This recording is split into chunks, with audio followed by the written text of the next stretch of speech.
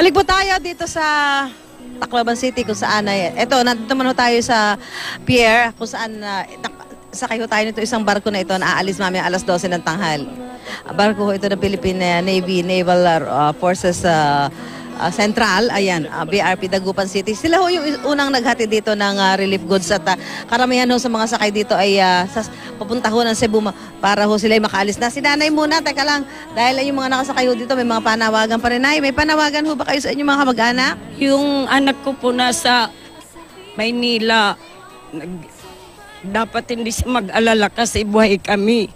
Nandito kami sa Philippine Navy na barko papuntang Cebu. Doon muna kami sa madugang ko. Huwag siya mag-alala, lahat kami buhay. Anong pangalan na manugang niyo? Yung anak ko, JP Piñaridondo. Sige, may sahin na sa kanya. Jeep, anak, ayaw ka baraka, mga buhi kami. Tanani mo kapapturan, barugo, okay hira. Pati kami okay, yan na, tikad to kami hasibo. Ayaw ka baraka.